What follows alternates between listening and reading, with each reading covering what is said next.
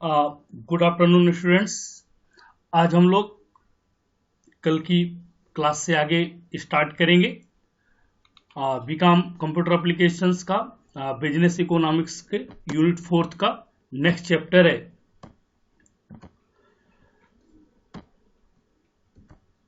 Law of variable proportions, परिवर्तित अनुपात नियम। इसी को परिवर्तनशील अनुपात नियम भी कहा जाता है, अथवा इसी को दूसरे तरीके से भी हम कह सकते हैं। इसको हम लोग short run action, short run production function, मतलब अल्पकालीन उत्पादन फलन।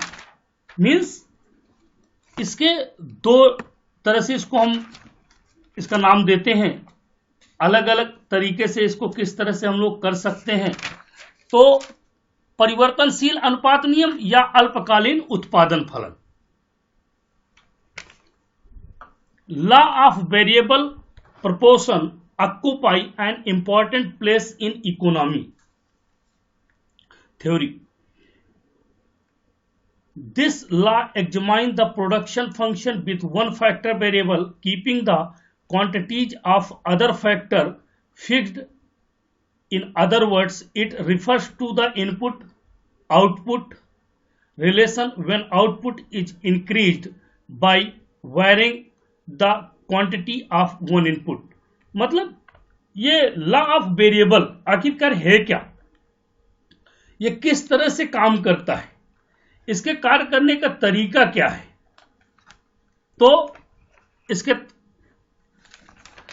ये जो आपका इकोनॉमी थ्योरी होती है ना, उस इकोनॉमी थ्योरी के साथ कार्य करने में सक्षम है, जो हम लोगों ने कल प्रोडक्शन पढ़ा था, फंक्शन ऑफ प्रोडक्शंस।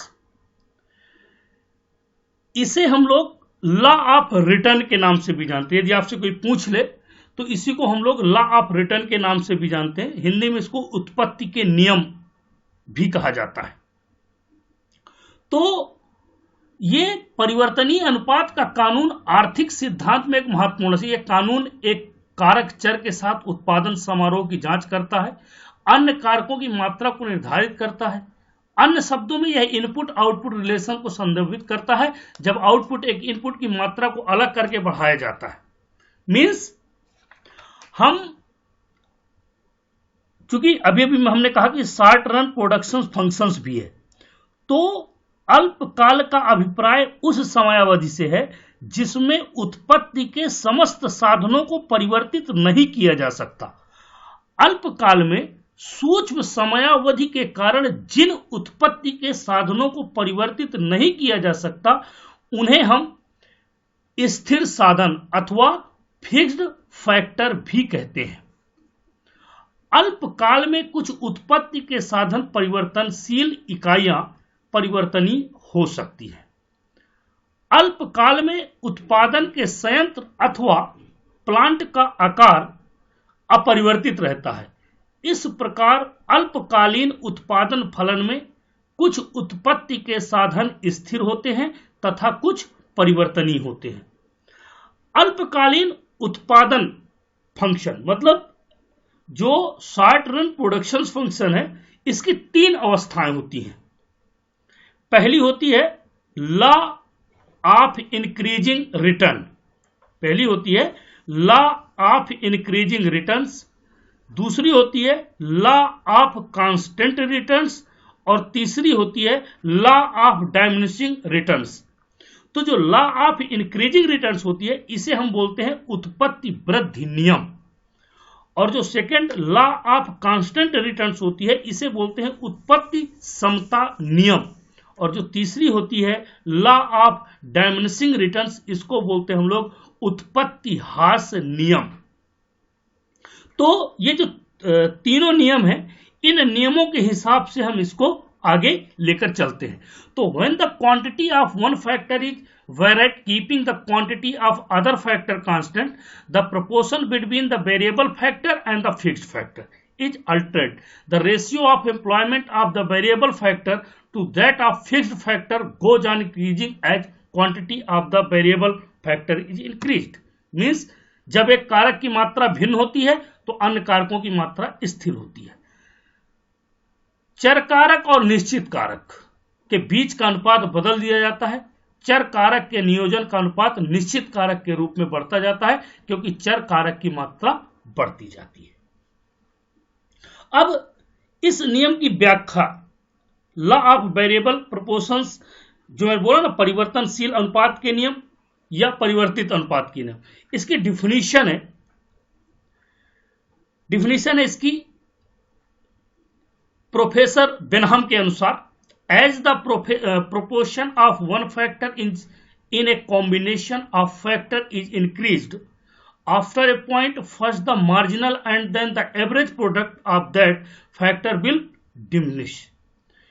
मतलब कारकों के संयोजन में एक कारक के अनुपात में वृद्धि हुई है, एक बिंदु के बाद पहले सीमांत और फिर उस कारक का औसत उत्पाद कम हो जाएगा, ये प्रोफेसर बेनहम ने कहा था। अब एक डिफिनीशन और है प्रोफेसर स्टिगलर के अनुसार, जब कुछ उत्पत्ति साधनों को स्थिर रखकर एक उत्पत्ति साधन की इकाइयों में समान वृद्धि की जाए, तब एक निश्चित बिंदु के बाद उत्पादन की उत्पन्न होने वाली वृद्धियां कम हो जाएंगी, अर्थात सीमांत उत्पादन घट जाएगा। तो ये दूसरी डेफिनेशन है इसकी। मींस इन के अनुसार ये जो उपरोक्त सिद्धांत मैंने 3 बताया आपको, एक ही है, law of variable proportion, short run production function या फिर लॉ ऑफ रिटर्न्स। तो इसमें इन सिद्धांतों को 3 शर्तों पर निर्धारित किया जाता है। जो पहली शर्त है इसकी, एक साधन के अतिरिक्त सभी अन्य साधनों की मात्राओं को स्थिर मान लिया जाए। मतलब पहली कंडीशन है कि सभी साधन के अतिरिक्त एक को स्थिर मान लिया जाए। दूसरा है तकनीकी ज्ञान भी स्थिर हो, मतलब टेक्नोलॉजिकली भी वो कांस्टेंट हो जाए। और तीसरा है साधनों के संयोग का अनुपात परिवर्तनशील हो, मतलब जो साधन होंगे जिनको हम यूज करेंगे उनका संयोग भी क्या हो, आपका परिवर्तनशील हो। तब हम इस नियम को व्याख्या करते हैं कि किस तरह से हम इस व्याख्या को कर सकते हैं। तो आगे देखिए, कारक के प्रतिफल के नियम के अनुसार अल्पकाल में यदि हम उत्पादन के अन्य सभी साधनों को सतत रखते हुए केवल एक परिवर्तित कारक को बढ़ाया जाता है तो पहले प्रतिफल बढ़ता है, फिर यह घटने लगता है और अंत में ऋणात्मक हो जाता है। यह आप अच्छी तरह जानते हैं, ये फिजिक्स में पढ़ा है, अगर आप लोग थोड़ा बहुत पढ़ा होगा कि कोई भी कांस्टेंट एक सीमित, मतलब एक नियत समय तक ऊपर जाता है और इसके बाद वो क्या हो जाता है, धीरे धीरे नीचे आना शुरू होता है और एक समय ऐसे आ जाता है जब वो क्या हो जाता है, ऋणात्मक हो जाता है। तो सेम ये उसी कांस्टेंट ये उसी रूल्स को सपोर्ट कर रहा है, या उसी रूल्स को जस्टिफाई करता है। अब देखिए फिगर आपके सामने दिख रहा होगा, तो फिगर में आप देखिए अमाउंट ऑफ वेरिएबल फैक्टर्स और वाई अक्ष में है आउटपुट। आप देखिए 3 कर्व यहां गए हुए हैं। पहला है टीपी का फुल फॉर्म है टोटल प्रोडक्शन, कल मैंने बताया था। एपी का एवरेज प्रोडक्शन और एमपी का है मार्जिनल प्रोडक्शन। तो आप देखिए पॉइंट ऑफ इन्फ्लेक्शन, ये स्टेज जो मैंने पीछे बताया ना भी, स्टेज 1, स्टेज 2, स्टेज 3 आप लोगों को दिख रही होंगी। स्टेज 1 में आप देखिए पॉइंट ऑफ इन्फ्लेक्शन एफ, मतलब यहां तक वो क्या कर रहा है, ऊपर जा रहा है। और इसके बाद क्या हो रहा है, स्टेज 2 में आता है। फिर स्टेज 3 में आप देखिए वो हाई हो रहा है, लेकिन इसके बाद क्या हो रहा है, धीरे धीरे टोटल प्रोडक्शन क्या हो रहा है, घटान की ओर आ रहा है, मतलब नीचे की ओर आ रहा है। फिर इसी तरह से एपी में आप देखिए एवरेज प्रोडक्शन में एक समय ऊपर जाता है, देन कुछ देर के लिए कांस्टेंट होता है, अगेन वो नीचे की ओर ऋणात्मक होने, और एक समय ऐसा आता है कि वो ऊपर तक तो जाता है लेकिन धीरे धीरे धीरे धीरे नीचे आता है, और एक समय ऐसा आ जाता है जब वो क्या हो जाता है, सीधे के सीधे ऋणात्मक हो जाता है। तो अब ये कैसे होता है वो जरा देखिए। कुल उत्पादन मतलब टोटल प्रोडक्शन एवं सीमांत उत्पादन अर्थात मार्जिनल प्रोडक्शन में क्या संबंध है। पहला संबंध है, जब सीमांत उत्पादन बढ़ता है तो कुल उत्पादन तेजी से बढ़ता है। दूसरा संबंध, जब सीमांत उत्पादन घटता है तो कुल उत्पादन घटती दर से बढ़ता है। तीसरा संबंध है, जब सीमांत शून्य स्तर पर हो जाता है तो कुल उत्पादन अपने अधिकतम स्तर में, देखिए फिगर आप देख पा रहे होंगे अगर पीछे, तो उसमें अधिकतम स्तर हाई गया ना एम पॉइंट से, और फिर लास्ट में सीमांत उत्पादन जब ऋणात्मक हो जाता है तो कुल उत्पादन वहां से क्या होने लगता है, घटना शुरू हो जाता है। इसी तरह से हम जब बात करते हैं कि कुल उत्पादन, तो क्या है ये कि किसी परिवर्तनशील साधन की निश्चित इकाइयों के अन्य स्थिर साधन इकाइयों के साथ प्रयोग से जो उत्पादन प्राप्त होता है उसे उत्पादकता कहते हैं।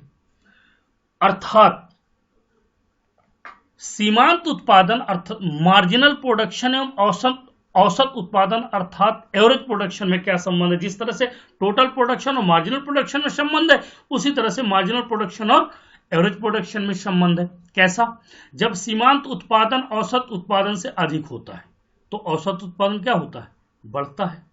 जब सीमांत उत्पादन औसत उत्पादन से अधिक होता है तो औसत उत्पादन घटता है। जब सीमांत उत्पादन एवं औसत उत्पादन बराबर होते हैं तब औसत उत्पादन क्या होता है, अपने अधिकतम स्तर पर होता है। और इसी तरह से सीमांत उत्पादन आगे जाकर ऋणात्मक हो जाता है, लेकिन औसत उत्पादन हमेशा धनात्मक रहता है। ना तो टोटल प्रोडक्शन ऋणात्मक होता है और ना तो औसत उत्पादन ऋणात्मक होता है। ऋणात्मक कौन होता है हमेशा, मार्जिनल प्रोडक्शन, जिसको कि हम लोग सीमांत उत्पादन के नाम से जानते हैं।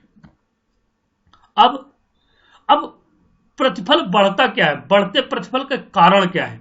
तो पहला कारण है स्थिर साधनों का पूर्ण उपयोग। शुरू में जब हम परिवर्तित साधन बढ़ते हैं तो स्थिर साधनों का उपयोग पूर्ण तरीके से होता है, इससे प्रतिफल में बढ़ोतरी देखने को मिलती है। अर्थात जब हम कोई चीज परिवर्तन करते हैं, परिवर्तनशील करते हैं, तो जो पहले से लगे हुए साधन है उनका उपयोग पूरे तरीके से होता है तो प्रतिफल में बढ़ोतरी देखने को मिलती है। श्रम विभाजन एवं कुशलता में वृद्धि, जैसे जैसे श्रम के लिए साधन बढ़ते हैं, विशिष्ट कार्यों के लिए विभिन्न श्रमिकों को जिनसे आप श्रम विभाजन संभव है किया जा सकता है, इस कारण कार्य कुशलता से होता है। तीसरा कारण साधनों का उचित समन्वय, उत्पादन में जैसे जैसे स्थिर साधनों के लिए पर्याप्त परिवर्तित साधन आते हैं तो उससे उनका पूरा प्रयोग होता है, जिससे कुल उत्पादन और सीमांत उत्पादन दोनों में वृद्धि होती है। अब घटता कब है प्रतिफल, साधनों की स्थिरता। अब हम स्थिर साधनों के लिए पर्याप्त परिवर्तित साधनों के होने के बाद भी परिवर्तित साधनों को बढ़ाते जाते हैं, तो इससे क्या होगा, साधनों का अधिक प्रयोग करने से प्रतिफल की वृद्धि पर नकारात्मक असर होता है एवं वो घटने लगती है। अपूर्ण प्रतिस्थापक, जैसा कि हम जानते हैं जैसे जैसे परिवर्तित साधन बढ़ते हैं वैसे वैसे दोनों साधन एक दूसरे के अपूर्ण प्रतिस्थापक हो जाते हैं। इससे वृद्धि में कमी आती है क्योंकि पूर्ण प्रयोग नहीं हो पाता है। तीसरी इसकी कहानी है साधनों में कम समन्वयता, जैसे जैसे स्थिर साधनों की तुलना में परिवर्तित साधन बढ़ते जाते हैं एवं जब ज्यादा हो जाते हैं तो उनका अनुपात बिगड़ जाता है, और जब समन्वय घट जाएगा तो समन्वय घटने से क्या होगा, सीमांत उत्पादन घटने लगता है एवं कुल उत्पादन घटते हुए दर से बढ़ने लगता है। तो इस तरह से हम ये कह सकते हैं कि जो वेरिएबल प्रोपोर्शन का रूल है वो तीनों कंडीशन, चाहे वो टोटल प्रोडक्शन हो, चाहे मार्जिनल प्रोडक्शन हो, चाहे वो एवरेज प्रोडक्शन हो, इन तीनों ही केस में वो बढ़ता घटता है, लेकिन जो मार्जिनल प्रोडक्शन होता है वो एक समय पर क्या हो जाता है, माइनस पर चला जाता है। अब कुछ परिवर्तनशील अनुपात के नियम की मान्यताएं हैं। पहली मान्यता है उत्पादन प्रक्रिया में एक उत्पत्ति साधन परिवर्तनशील रहता है जबकि अन्य स्थिर रहते हैं। दूसरा है परिवर्तनशील साधन की समस्त इकाइयां समरूप मतलब होमोजीनियस होती हैं। समरूप को अंग्रेजी में होमोजीनियस कहते हैं। तीसरा है तकनीकी स्तर में कोई परिवर्तन नहीं होता। चौथा, स्थिर साधन अविभाज्य मतलब इंडिविजुअल होते हैं। नेक्स्ट है, विभिन्न उत्पत्ति साधन अपूर्ण स्थानापन्न होते हैं। और आखिरी है, स्थिर साधन सीमित एवं दुर्लभ होते हैं। तो ये था आपका लॉ ऑफ वेरिएबल प्रोपोर्शन। आज के लिए इतना ही काफी है। आप लोग इस वीडियो को देखिएगा और इसमें कहीं पे भी कोई समस्या है तो आप लोग जरूर मुझसे कांटेक्ट करिएगा और कम से कम मुझे बताइएगा कि आप लोगों को वीडियो समझ में आ रहे हैं या नहीं आ रहे हैं। तो आज के लिए इतना काफी। नेक्स्ट क्लास हम लोग जब देखें